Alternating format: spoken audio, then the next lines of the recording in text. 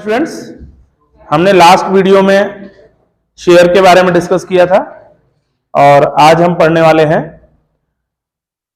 Cash flow statement. देखिए, cash flow statement का जो वेटेज है पहले आप उसको जान लीजिए। कैश फ्लो स्टेटमेंट जो है, ये चैप्टर जो है आपका बहुत ही इंपॉर्टेंट चैप्टर है और इस चैप्टर की इंपॉर्टेंस ये है कि जो आपका 80 मार्क्स का एग्जाम होगा, ठीक है, 80 मार्क्स के एग्जाम में आपका 8 मार्क्स का ये आएगा पार्ट बी से। पार्ट बी है आपका, पार्ट बी ये पोर्शन एक पूरा होता है 20 मार्क्स का। उस 20 मार्क्स में 8 मार्क्स का जो क्वेश्चन होगा वो कहां से होगा? कैश फ्लो स्टेटमेंट से होगा। और कैश फ्लो स्टेटमेंट से आपका 6 नंबर का एक क्वेश्चन आएगा, 6 मार्क्स का क्वेश्चन एक रहेगा, ठीक है, और 1 मार्क्स के 2 क्वेश्चन रहेंगे। आ गई बात समझ में? तो टोटली आपका कितने का हो गया? 8 मार्क्स का आपका क्या हो गया? कैश फ्लो स्टेटमेंट, ठीक है। ये तो बात हो गई कि जो रिटन एग्जाम आपका होना है उसमें आपका ये टोटल आएगा इतने मार्क्स का। अब बात आती है कि जो आपका प्रैक्टिकल होगा, 20 मार्क्स का प्रैक्टिकल है आपका। ये जो प्रैक्टिकल हो रहा है, इस प्रैक्टिकल में भी आपका जो 20 मार्क्स का प्रैक्टिकल है उसमें 12 मार्क्स का रिटन एग्जाम होता है। क्या होता है? 12 मार्क्स का रिटन एग्जाम होता है, ठीक है। किसमें? प्रैक्टिकल में। आ गई बात समझ में?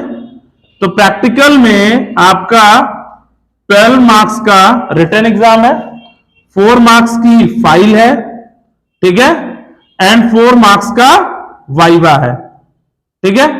जिसमें से ये जो 12 मार्क्स का रिटन एग्जाम है, इस 12 मार्क्स के रिटन एग्जाम को भी बाइफरकेट किया गया है कि इस 12 मार्क्स के रिटन एग्जाम में क्वेश्चन कौन से आते हैं। देखिए, 2 ही टॉपिक आपसे मेनली पूछे जाएंगे इस रिटन एग्जाम में। जो प्रैक्टिकल एग्जाम होगा आपका, जो प्रैक्टिकल होगा जिसमें एक्सटर्नल आते हैं बाहर से, उसमें आपसे पूछा क्या जाता है? एक क्वेश्चन होता है रेशियो से, ठीक है, 6 मार्क्स का। दूसरा क्वेश्चन होता है कैश फ्लो से, ठीक है, वो भी कितने का होगा? 6 मार्क्स का। तो देखा जाए तो आपका कैश फ्लो का एक 6 मार्क्स का क्वेश्चन यहां पे आना है प्रैक्टिकल के रिटन एग्जाम में, ये भी बोर्ड का है, और एक यहां पे आना है 6 नंबर का क्वेश्चन, यानी टोटल 6 मार्क्स के 2 बड़े क्वेश्चन तो आने। यानी कैश फ्लो स्टेटमेंट पे आपको इतना फोकस करना है कि वो आपका 12 मार्क्स दे रहा है सीधा सीधा। भाई चलो, ये 1-1 मार्क्स के जो ऑब्जेक्टिव टाइप क्वेश्चन है ये तो आप कर सकते हैं इजिली अगर आपने थ्योरी पढ़ लिया, लेकिन आपको कैश फ्लो स्टेटमेंट जो फुल क्वेश्चन है जिसमें हम ऑपरेटिंग, फाइनेंसिंग, इन्वेस्टिंग तीनों एक्टिविटी कैलकुलेट करके हम net cash flow find out करते हैं, वो क्वेश्चन आपको इतना प्रैक्टिस करना है कि आप उसको एग्जाम में कर पाए दोनों जगह। आ गई बात समझ में? तो चलिए, फिलहाल के लिए आपको ये समझ में आ गया होगा कि ये कैसे करना है। बात है कि ये कैश फ्लो से इतने मार्क्स का आना है। अब बात आती है कैश फ्लो है क्या। तो चलिए, अब हम शुरू करने जा रहे हैं कैश फ्लो स्टेटमेंट। देखिए, जो हमारा चैप्टर है ये कैश फ्लो स्टेटमेंट, ये क्या कहता है? Cash flow statement means it is a statement which shows inflow and outflow of cash in a business during a financial year। एक फाइनेंशियल ईयर में कैश का इनफ्लो और आउटफ्लो कितना हुआ है, कैश का कितना मूवमेंट हुआ है बिजनेस में, उसको आइडेंटिफाई करने के लिए हम क्या करते हैं? कैश फ्लो स्टेटमेंट प्रिपेयर करते हैं। आ गई बात समझ में? तो कैश फ्लो स्टेटमेंट क्या करता है? हमें हेल्प करता है ये आइडेंटिफाई करने में कि कितना हमारे बिजनेस में ऑपरेटिंग एक्टिविटी के थ्रू कितना कैश इन हुआ या आउट हुआ, फाइनेंसिंग एक्टिविटी के थ्रू कितना कैश इन हुआ, आउट हुआ, इन्वेस्टिंग एक्टिविटी के थ्रू कितना कैश इन और आउट हुआ है। ये आइडेंटिफाई करने के लिए हमारा कैश फ्लो स्टेटमेंट प्रिपेयर किया जाता है। तो सबसे पहली चीज तो ये जान लीजिए कि जो कैश फ्लो स्टेटमेंट है इसको जो है अकाउंटिंग स्टैंडर्ड 3 में डिफाइन किया गया है। कहां? Accounting standard 3। अकाउंटिंग स्टैंडर्ड 3 में बताया गया है कि कैश फ्लो स्टेटमेंट को कैसे प्रिपेयर करना है, how to prepare cash flow statement. Cash flow statement का यूज क्या है? बेसिकली कैश फ्लो स्टेटमेंट का यूज तो हम इसीलिए कर रहे हैं कि हम ये आइडेंटिफाई कर सकें, ये हम एनालाइज कर सकें कि हमारे बिजनेस में कितना कैश इन हुआ है, कितना कैश आउट हुआ है। आ गई बात समझ में? इसको पता करने के लिए हम क्या करते हैं? कैश फ्लो स्टेटमेंट प्रिपेयर करते हैं। तो फटाफट इसकी डेफिनेशन लिख लीजिए आप लोग। लिखिए, it is a statement which helps to which helps to identify inflow and outflow of cash, inflow and outflow of cash during a financial year,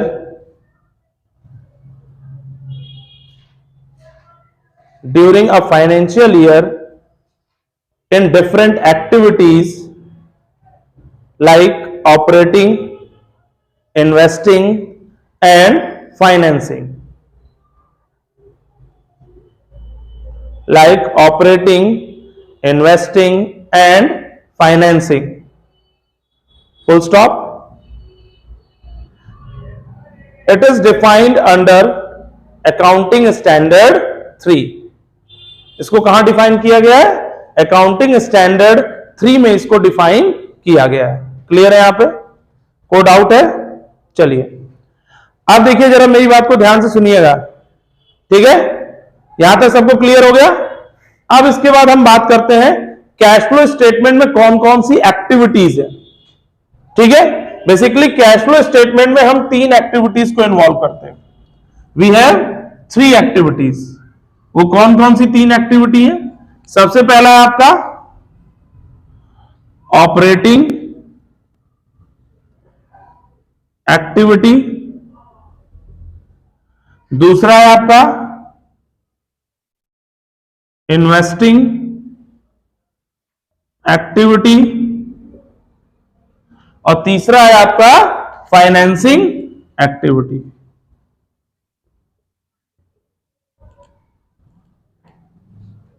यहां तक क्लियर है? किसी को डाउट है? तो ये बात हो रही है, हमारे पास 3 एक्टिविटीज है। कौन कौन सी? Operating, investing and financing. इन तीनों एक्टिविटी में हमारा कैश का कितना इनफ्लो और आउटफ्लो हो रहा है, यही तो हमें नेट इसमें फाइंड आउट करना है। किसमें? कैश फ्लो स्टेटमेंट में। तो कैश फ्लो स्टेटमेंट में हमें यही फाइंड आउट करना है कि ऑपरेटिंग में कितना कैश इन हुआ है या आउट हुआ है, इन्वेस्टिंग में एक्टिविटीज के थ्रू कितना कैश इन हुआ है, आउट हुआ है, फाइनेंसिंग एक्टिविटी के थ्रू कितना कैश इन हुआ है, आउट हुआ है, और through out the year net cash flow कितना हुआ है। आ गई बस? ये आइडेंटिफाई करने के लिए हम यहां पे क्या प्रिपेयर करते हैं? कैश फ्लो स्टेटमेंट प्रिपेयर करते हैं। अब देखिए, सबसे पहले हम हेडिंग डालिए, हम सबसे पहले डिफाइन करेंगे ऑपरेटिंग एक्टिविटी को, कि ऑपरेटिंग एक्टिविटी क्या है। देखिए, ऑपरेटिंग एक्टिविटी क्या कहता है? Operating means activities which are helpful to generate revenue, which are helpful to make production. Goods produce करने के लिए जो एक्टिविटी कर रहे हैं, रेवेन्यू जनरेट करने के लिए जो एक्टिविटी कर रहे हैं, या बिजनेस को रन करने के लिए जो एक्टिविटी कर रहे हैं, जो ट्रांजैक्शन की जा रही है, वो क्या है? आपकी ऑपरेटिंग एक्टिविटी है। आ गई बात समझ में? रेवेन्यू जनरेट करने के लिए या बिजनेस को रन करने के लिए, कंपनी को रन करने के लिए जो भी फाइनेंशियल ट्रांजैक्शंस की जा रही हैं, वो क्या है? आपकी ऑपरेटिंग एक्टिविटी है। आ गई बात समझ में? यहां तक क्लियर है? कोई डाउट है तो लिख लीजिए इसके बारे में, ऑपरेटिंग एक्टिविटी क्या होता है। लिखिए, लिखिए, it refers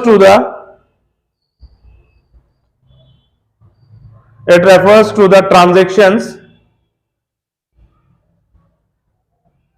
related to production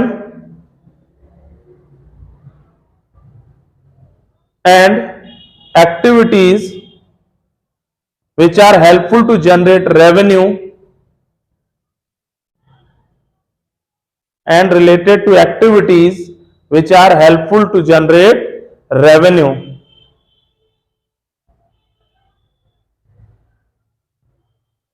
full stop.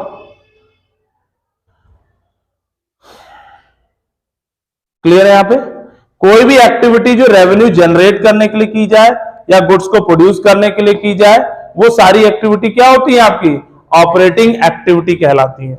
आ गई बात समझ में?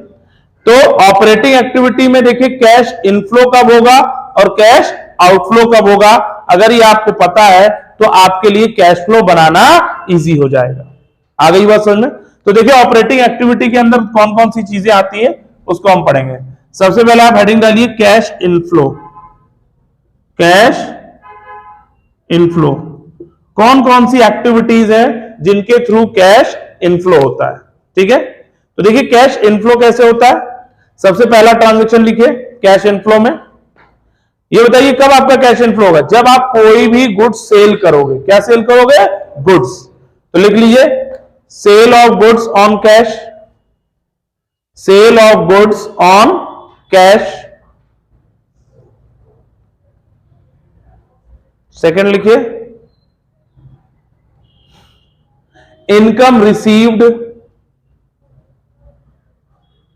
इन कैश। भाई कोई इनकम हमें रिसीव हो रही, जैसे कमीशन रिसीव हो रहा हो, ठीक है, आ गई बस, वो क्या है हमारा ऑपरेटिंग एक्टिविटी है। तो कोई भी कैश आपका रिसीव हो रहा है, कोई इनकम आपको कैश में रिसीव हो रही है, वो क्या है आपका ऑपरेटिंग एक्टिविटी है। फिर क्या आपका लिखे कैश रिसीव्ड फ्रॉम डेटर्स। भाई डेटर्स जिसको हमने क्रेडिट में गुड्स सेल किया था उससे हम कैश रिसीव कर रहे हैं, वो भी क्या है आपका ऑपरेटिंग एक्टिविटी। तो ऑपरेटिंग एक्टिविटी में क्या हो रहा है, यहां पे कैश इनफ्लो हो रहा है। आ गई बात समझ में। और लिखिए cash received from bill receivable. भाई बिल रिसीवेबल से भी तो हम कैश रिसीव करते हैं, ठीक है। तो कोई भी ऐसी एक्टिविटी जो ऑपरेशन से रिलेटेड है और उसमें हमें कैश रिसीव हो रहा है, तो वो क्या कहलाएगा आपका ऑपरेटिंग एक्टिविटी का पार्ट होगा। तो ये कैश इनफ्लो समझ में आया, ठीक है, कोई डाउट है? अब इसके नीचे कुछ पॉइंट हम लिखने जा रहे हैं, जो अब पॉइंट मैं लिखाने जा रहा हूं आपको, बेसिकली वो नॉन ऑपरेटिंग एक्टिविटी है, लेकिन फाइनेंशियल कंपनी के लिए वो आपका ऑपरेटिंग एक्टिविटी कहलाता है। जैसे लिखिए पहला डिविडेंड रिसीव्ड, नीचे पॉइंट लिखते जाइएगा, dividend received, commission receive, sorry dividend received लिखा आपने, interest on investment, interest on investment, rental income, ठीक है। ये तीनों पॉइंट आपके क्या है, basically for the normal business, कोई भी नॉर्मल मैन्युफैक्चरिंग कंपनी है, इंपोर्ट एक्सपोर्ट कंपनी है, उसके लिए ये तीनों चीजें ऑपरेटिंग एक्टिविटी नहीं है, उसके लिए ये क्या है नॉन ऑपरेटिंग एक्टिविटी है, तीनों पॉइंट। लेकिन अगर कोई फाइनेंशियल बिजनेस है, कैसा बिजनेस है, फाइनेंशियल बिजनेस। फाइनेंशियल बिजनेस का मतलब होता है जैसे banking, insurance company, micro financing company, NBFCs, है ना, ये जितने भी हैं बैंक या इंश्योरेंस कंपनी, ये क्या है फाइनेंशियल कंपनी है। तो इन कंपनियों का मेन मोटिव ही यही होता है कि पैसा इन्वेस्ट करके उससे अर्न करना, उस पर जो उन्हें इंटरेस्ट मिलता है वो क्या है उनकी अर्निंग है। तो मेन उनका काम ही है ना लोन देके इंटरेस्ट लेना, उनका मेन काम ही है कि कहीं दूसरी कंपनी का शेयर खरीद के उस पर पैसा अर्न करना, तभी तो अपने कस्टमर को रिटर्न देंगे। तो उनका ये रूटीन वर्क है, क्या है रूटीन वर्क है। तो जो रूटीन वर्क है तो उनके लिए कैसी इनकम हो गई, ऑपरेटिंग इनकम। कैसी इनकम हो गई, ऑपरेटिंग इनकम। समझ में आ रहा है कि नहीं? तो इन तीन पॉइंट के सामने आप ऐसे कॉलम बना के लिख लीजिए, तीन पॉइंट आपने लिखे होंगे, इनके सामने ऐसे करके लिख लीजिए, for financial company, financial company. Clear है? ये तीनों पॉइंट किसके लिए ऑपरेटिंग एक्टिविटी है, फाइनेंशियल कंपनी के लिए ये तीन पॉइंट आपके क्या है, ऑपरेटिंग एक्टिविटी है। कई बार बोर्ड एग्जाम में क्वेश्चन 1 मार्क्स में पुटअप किया गया है, लेकिन अक्सर आप लोग जो है ध्यान नहीं देते और आप लोग कहते हैं फाइनेंसिंग एक्टिविटी, या आप क्या कहते हैं इसे इन्वेस्टिंग एक्टिविटी। अक्सर बच्चे सोचते हैं इन्वेस्टिंग एक्टिविटी है क्योंकि नॉन ऑपरेटिंग एक्टिविटी लग रहा है, बट बेसिकली ये है ऑपरेटिंग एक्टिविटी। किसके लिए, फाइनेंशियल बिजनेस के लिए। लेकिन अगर नॉर्मल बिजनेस है तो उसके लिए नॉन ऑपरेटिंग, यानी ये इन्वेस्टिंग एक्टिविटी का तब पार्ट हो जाएगा। किसका पार्ट हो जाएगा, इन्वेस्टिंग एक्टिविटी का। समझ में आ रहा है कि नहीं, किसी को डाउट है? आगे बढ़ते हैं। फिर लिखे कैश आउटफ्लो। क्या आता है इसके बाद हमारा, कैश आउटफ्लो। कैश इनफ्लो लिख लिया ऑपरेटिंग एक्टिविटी में, अब क्या लिखेंगे, कैश आउटफ्लो। कौन सी एक्टिविटीज है जिसके थ्रू ऑपरेटिंग एक्टिविटी में कैश का आउटफ्लो हो रहा है, यानी बिजनेस से कैश बाहर जा रहा है। आ गई बात समझ? तो कौन सी एक्टिविटीज है जिनसे हमें पता लगेगा कि बिजनेस से कैश बाहर जा रहा है? तो पहला लिखिए purchase of goods on cash, purchase of goods on cash, ठीक है। दूसरा पॉइंट है आपका payment for expenses, payment for expenses. भाई जो भी एक्सपेंसेस है आपके, जैसे सैलरी है, वेजेस है, कमीशन है, रेंट है, इलेक्ट्रिसिटी बिल है, ट्रेवलिंग एक्सपेंस है, all these are the expenses. Raw material आप परचेज कर रहे हैं, वेजेस आप पे कर रहे हैं, फैक्ट्री लाइट आप पे कर रहे हैं, ऑल आर द एक्सपेंस। तो ये क्या, बिजनेस को रन करने के लिए आप ये खर्चे कर रहे हैं ना, तो किस नेचर के एक्सपेंस हुए? ऑपरेटिंग नेचर के। किस नेचर के? ऑपरेटिंग। बेसिकली रेवेन्यू नेचर के जो एक्सपेंडिचर है वो सब किस में आते हैं? ऑपरेटिंग में ही आते हैं। समझ में आ रहा है कि नहीं? क्लियर है यहां पे? फिर लिखे next, cash paid to creditor. क्या है? Cash paid to creditor. अब बताइए, हम क्रेडिटर को पेमेंट कर रहे हैं तो ये भी क्या है आपका? ऑपरेटिंग एक्टिविटी है। Cash paid to bills payable, ठीक है। किसी भी शॉर्ट टर्म लायबिलिटी का जब आप कैश के थ्रू पेमेंट कर रहे हैं तो किस में आता है? ऑपरेटिंग एक्टिविटी में आता है। आ गई बात समझ में? किसी को डाउट है? इसके बाद आपका आता है, लिखिएगा डिविडेंड पेड। अब ये जो पॉइंट मैं लिखाने जा रहा हूं, ये सारे के सारे पॉइंट आपके फाइनेंशियल कंपनी के लिए ऑपरेटिंग एक्टिविटी है, नॉर्मल बिजनेस के लिए ऑपरेटिंग एक्टिविटी नहीं होंगे। आ गई बात समझ में? जैसे dividend paid, interest on debenture, देख लिया, dividend paid, interest on debenture,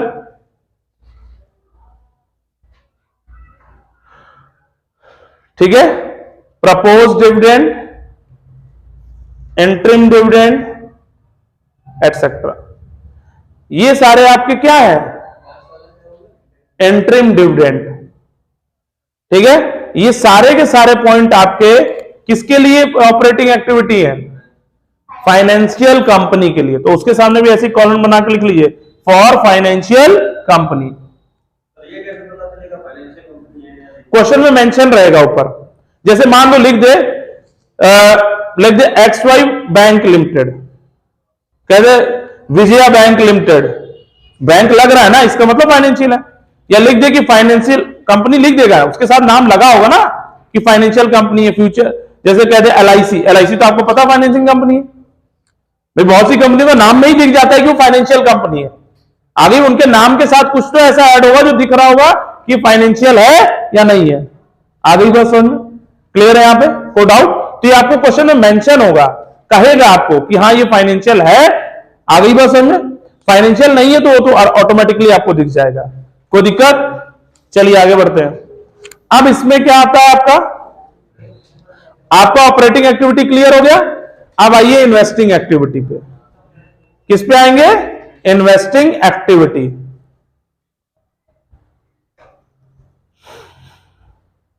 heading डाल दिया सबने, इन्वेस्टिंग एक्टिविटी।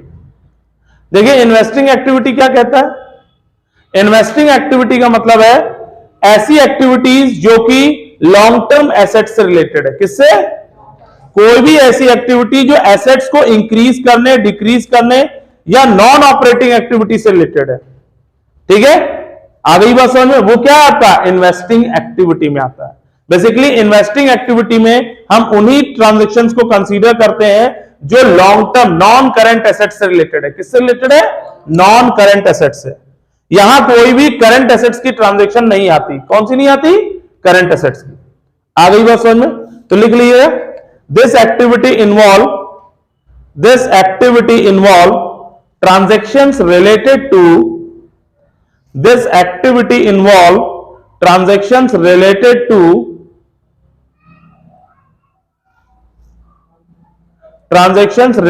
to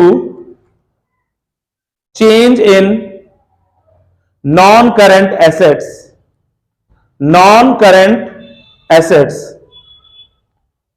ठीक है। नॉन करंट एसेट्स में जो चेंजेस आ रहे हैं उससे रिलेटेड सारी ट्रांजैक्शन कहां पे आती है? आपकी इन्वेस्टिंग एक्टिविटी में आती है। आ गई बात समझ में?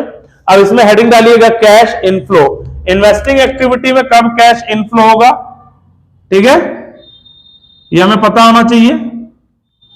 देखो इन्वेस्टिंग एक्टिविटी में बहुत सिंपल सा मेथड है फाइंड आउट करने का। अगर किसी भी एसेट्स की वैल्यू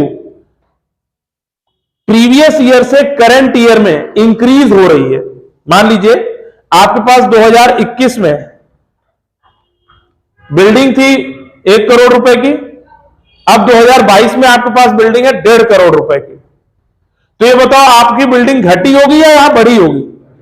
बढ़ी है।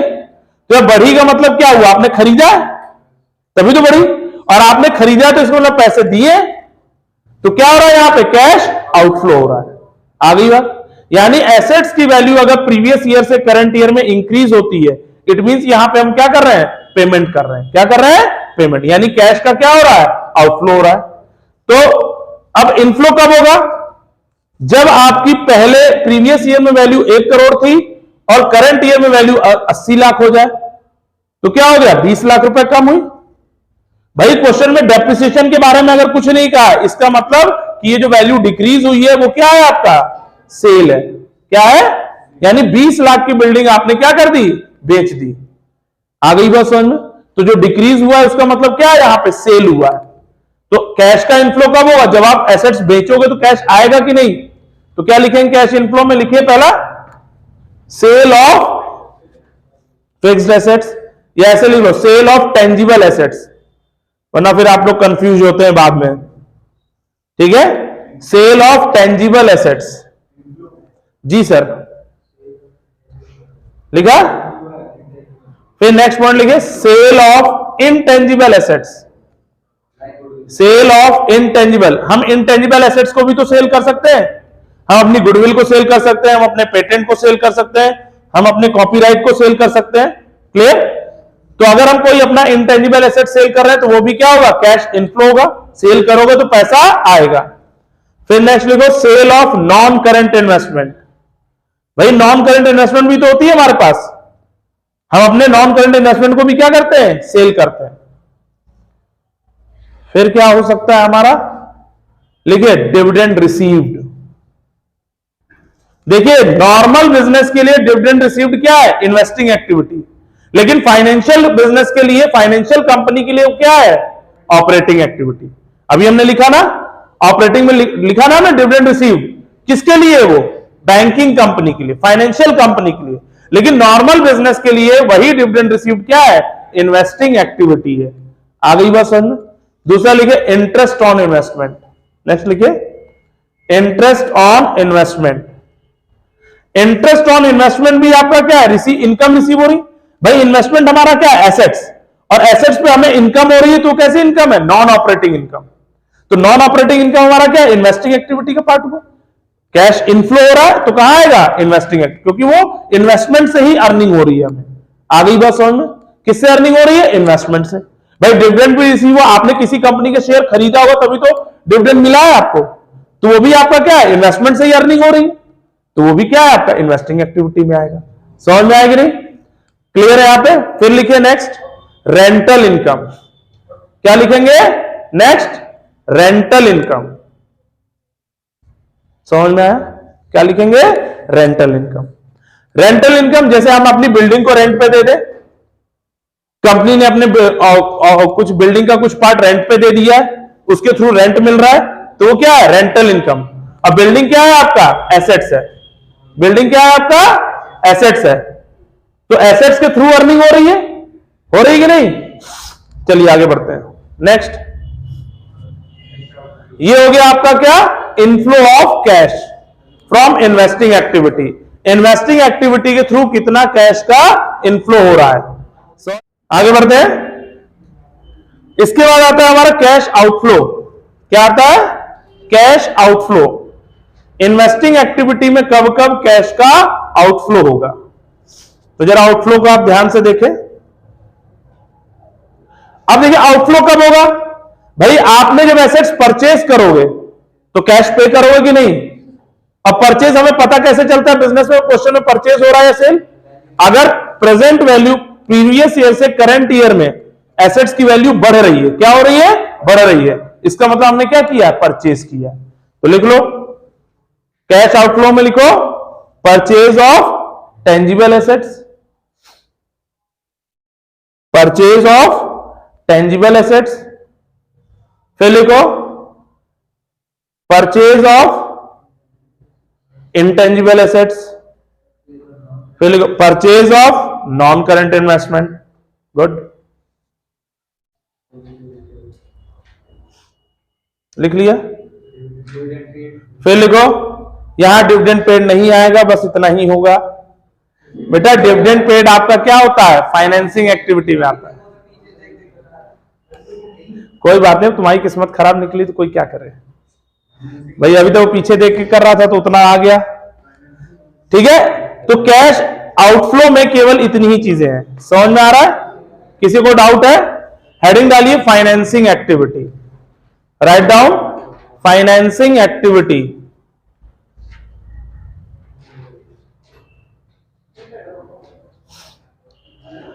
ध्यान दीजिएगा, बोर्ड एग्जाम में ऐसे क्वेश्चन पूछा जाता है कि बताइए, कई ट्रांजैक्शन दे देगा, बोलिए बता, उसमें पूछ लेगा आपको बताइए कौन सी एक्टिविटी में आता है।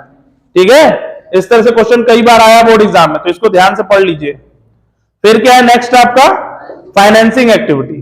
देखिए फाइनेंसिंग एक्टिविटी में हम उन एक्टिविटीज को कंसीडर करते हैं, उन ट्रांजैक्शंस को कंसीडर करते हैं जो आपका owners fund non current liability से जुड़ा हुआ है। किससे जुड़ा है? Owners fund and non current liability. आ गई बात समझ में? Owners fund and non current liability से रिलेटेड अगर कोई भी ट्रांजैक्शन है तो किस एक्टिविटी में आता है? फाइनेंसिंग एक्टिविटी में आएगा। आ गई बात समझ में? क्लियर है यहां पे? बस एक ऐसी ट्रांजैक्शन है जो है तो करंट लायबिलिटी की, बट वो फाइनेंसिंग में कंसीडर की जाती है। आ गई बस? एक ऐसी ट्रांजैक्शन है जो है तो करंट लायबिलिटी का पार्ट, लेकिन उसे कहां कंसीडर करते हैं हम लोग? फाइनेंसिंग में। किसको? शॉर्ट टर्म बोरोइंग को। किसको? Short term. करंट लायबिलिटी में हमारे कई सारे हेड है, तो उसमें से एक हेड ऐसा है जो शॉर्ट टर्म बोरोइंग, वो आता फाइनेंसिंग एक्टिविटी में, बट है तो वो करंट। आ गई बात समझ में? यानी देखा जाए तो फाइनेंसिंग एक्टिविटी में आपका ओनर्स फंड और नॉन करंट लायबिलिटी ये दोनों पूरे पूरे आते हैं, लेकिन आपका करंट लायबिलिटी में से केवल शॉर्ट टर्म बोरोइंग है जो फाइनेंसिंग में कंसीडर किया जाता है। आ गई बात समझ में? क्लियर है यहां पे? तो चलिए लिखिए, लिखिए it involve transactions, it involve transactions related to, it involve transactions related to owners fund, related to owners fund भी कट करिए, इसको और थोड़ा सिंप्लीफाई कर, ओनर्स फंड की जगह करिए शेयर कैपिटल। ओनर्स फंड के अंदर एक सब हेड है ना शेयर कैपिटल, तो हम केवल शेयर कैपिटल ही यहां ज्यादातर कंसीडर करते हैं। ठीक है, क्या आता है? Share capital and non current liability. ठीक है, share capital and non current liability. आ गई बात समझ में? तो यहां पे कौन सी ट्रांजैक्शंस आती हैं? शेयर कैपिटल से related and non current liability से रिलेटेड ट्रांजैक्शंस को हम फाइनेंसिंग में कंसीडर करते हैं। या किसी भी लॉन्ग टर्म लायबिलिटी से होने वाले एक्सपेंसेस, वो हम कहां आते हैं? फाइनेंसिंग एक्टिविटी में आते हैं। जैसे हम इंटरेस्ट पे कर रहे हैं डिवेंचर पे, कौन सी एक्टिविटी में आएगा? Financing activity. डिविडेंड हम पे करते हैं अपने शेयर होल्डर को, ये कहां आएगा? फाइनेंसिंग एक्टिविटी में। आ गई बात समझ में? तो चलिए लिखिए इसमें सबसे पहले cash inflow. Cash inflow, financing activity में कब कब कैश का इनफ्लो होगा। ठीक है,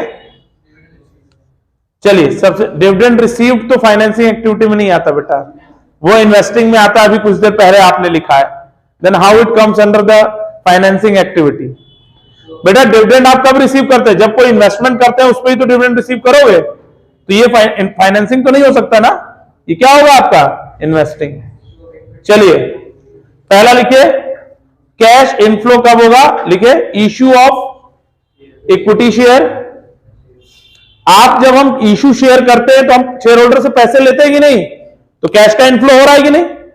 यानी प्रीवियस ईयर से करंट ईयर में अगर इक्विटी शेयर की वैल्यू इंक्रीज हो रही है, इसका मतलब क्या हो रहा है? कैश का इनफ्लो हो रहा है। समझ में आ रहा है? दूसरा पॉइंट लिखिए issue of preference share.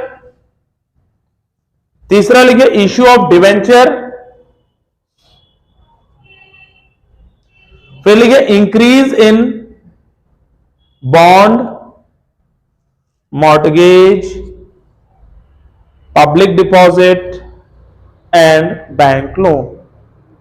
Increase in bond, mortgage, public deposit and bank loan, ये सारे क्या अगर इंक्रीज हो रहे हैं, भाई बैंक से आपने लोन, अगर आपका पहले लोन था 1 लाख रुपए, आज 2.5 लाख रुपए, यानी आपने 1.5 लाख का लोन और ले लिया ना बैंक से, तो लोन लिया तो क्या हुआ, कैश इनफ्लो ही तो हुआ आपका।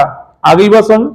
फिर लिखिए आपका increase in short term borrowing, increase in short term borrowing. Short term borrowing में आपको पता है ना कौन कौन सी चीजें आती हैं, याद है, भूल गए बैलेंस शीट?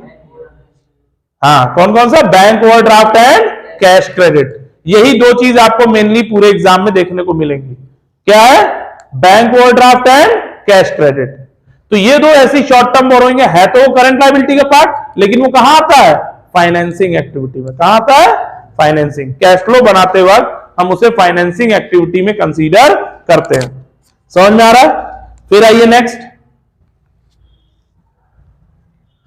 लिख लिया ये सबने। अच्छा, अब इसके बाद आप आइए cash inflow, sorry cash outflow. Inflow हो गया, अब लिखिए कैश आउटफ्लो। कब कब हम कैश का आउटफ्लो करते हैं, कब कब हम बिजनेस से कैश को बाहर पे करते हैं फाइनेंसिंग एक्टिविटी में। तो पहली चीज लिखिए buyback of equity share. Company जब अपने इक्विटी शेयर को क्या कर ले, बायबैक कर ले, ठीक है। दूसरा लिखिए redemption of preference share. Company अपने प्रेफरेंस शेयर को क्या कर ले, रिडीम कर ले। रिडीम का मतलब भी क्या होता है, बायबैक करना। आ गई बात समझ में? फिर लिखिए रिडम्पशन ऑफ डिवेंचर। क्या है नेक्स्ट, रिडम्पशन ऑफ डिवेंचर, लिख लिया। फिर लिखिए इसके बाद decrease in bond, mortgage, public deposit, bank loan etcetera, ठीक है। अगर इनकी वैल्यू डिक्रीज हो रही, इसका मतलब क्या कर रहे हैं आप, कैश का आउटफ्लो कर रहे हैं, मींस आपका इनका रीपेमेंट कर रहे हैं। क्या कर रहे हैं, रीपेमेंट कर रहे हैं। आ गई बात, डिक्रीज होने का मतलब क्या कर रहे हैं हम लोग, रीपेमेंट कर रहे हैं, लोन का, पब्लिक डिपॉजिट का, या फिर मॉर्टगेज का। क्लियर? आ गई बात समझ में? फिर क्या नेक्स्ट आपका, फिर लिखिए डिविडेंड पेड, डिविडेंड पेड। फिर नेक्स्ट लिखिए एंट्रिम डिविडेंड, ठीक है। फिर नेक्स्ट लिखिए interest on debenture,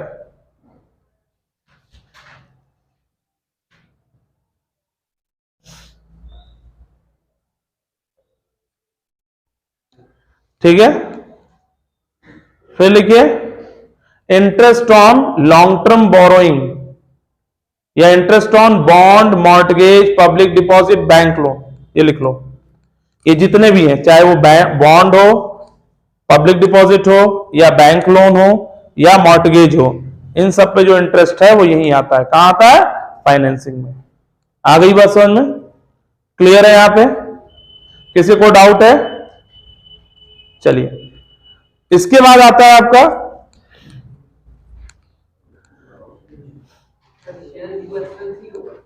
share issue expense भी आएगा। अगर आप उसी साल कोई शेयर इश्यू एक्सपेंस है तो वही आएगा, लिख लीजिए शेयर इश्यू एक्सपेंस। और क्या आ सकता है आपका, प्रीमियम ऑन रिडम्पशन, ये भी कैश आउटफ्लो में आएगा, प्रीमियम ऑन रिडम्पशन। अब वो चाहे प्रेफरेंस शेयर का रिडम्पशन करे या फिर इक्विटी शेयर, सॉरी डिवेंचर का। प्रेफरेंस शेयर और डिवेंचर को ही तो हम रिडीम करते हैं प्रीमियम पे, ठीक है। अच्छा, एक आता है premium on issue of share, या डिवेंचर या प्रेफरेंस शेयर। तो ये कहां आना चाहिए, इनफ्लो में, आउटफ्लो में? इनफ्लो में आएगा। किस में आएगा, तो इनफ्लो में लिख लीजिए, आपके पास जगह होगी, premium on issue of share and debenture. Share को इश्यू करें या डिवेंचर को, अगर आप प्रीमियम पे इश्यू कर रहे हैं तो कहां आता है, कैश इनफ्लो में आएगा। क्लियर है यहां पे? किसी को डाउट है, कोई प्रॉब्लम? चलिए, तो ये हो गई हमारी सारी एक्टिविटीज, किससे related, operating, investing and financing. यहां तक क्लियर है? किसी को डाउट है, किसी को प्रॉब्लम? चलिए, आपको समझ में आया तो प्लीज वीडियो को लाइक करें, शेयर करें, सब्सक्राइब करें।